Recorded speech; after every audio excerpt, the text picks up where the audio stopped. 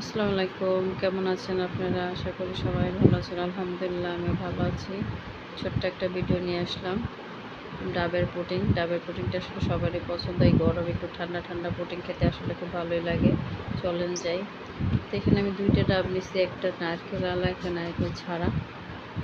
ডাবগুলো বেশি মিষ্টি না। এটা আমি ছাইকা নিব, আপনারাও ছাইকা নিয়েন। এখানে 3 কাপ পানি হয়েছে, 2টা ডাবে 3 কাপ পানি হয়েছে। ডাবের যে দাম, 3 কাপ পানি আমি মেপে আপনাদেরকে দেখাই দিলাম।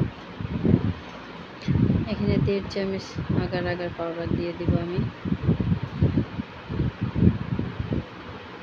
1.5 চামচ দিলাম, একটু লেড়ে চেড়ে দিচ্ছি। এখানে আমি একটা ভুল করছি, আমি চিনিটা একটু বেশি দিয়ে ফেলছি। তো আমার বাসা মিষ্টি খায়, একটু সমস্যা হয়নি। তো আপনারা যখন দিবেন হাফ কাপ চিনি দিলেই এনাফ। আমি 1 কাপের একটু বেশি, মানে হাফ কাপের একটু বেশি দিয়ে ফেলছি। তারপরে আপনাদের পছন্দ মতো দেবেন। তো এরকম করে লাড়তে থাকবো, আর কিছু দেবো না এখানে। ডাবের পুডিংয়ে আসলে কিছু তেমন কিছু লাগে না, 3টা জিনিসই হয়ে যায়। আমার বাসায় তো অনেক মজা করেই সবাই খাইছে। হয়ে গেছে দেখেন, আমি এটাকে ঢেলে নিব। এখানে একটা কাঁচের একটা বল নিয়ে নিচ্ছি, সেখানে ঢেলে নিলাম আমি। আমি নারকেল কুড়ায় রাখছিলাম, নারকেল কুড়াইটা এটার ভিতরে দিয়ে দিব। আসলে এটা জমে যাচ্ছিল, আমি বুঝতে পারিনি।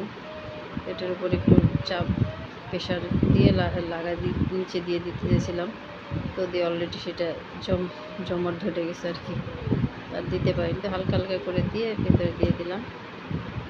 এখন এটাকে ঠান্ডা হওয়ার জন্য রেখে দিব 1 ঘন্টা।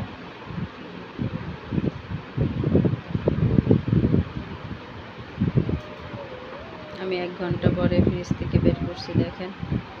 তো একটা বলে ঢেলে নিই, এটা বাটির প্লেটে ঢেলে নিচ্ছি। তো আমার প্লেটটা আসলে জিনিস তুলনায় ছোট হয়ে গেছে। তারপর থেকে একটু কেটে দেখাই। আমি আমার মতো করে কাটতেছি, আপনাদের পছন্দ মতো কেটে নেবেন। এই ঠান্ডায় কিন্তু খেতে, আসলে গরমে ঠান্ডা ঠান্ডা খেতে খুবই ভালো লাগে। আমার বাসায় তো বানানোর সাথে সাথেই শেষ।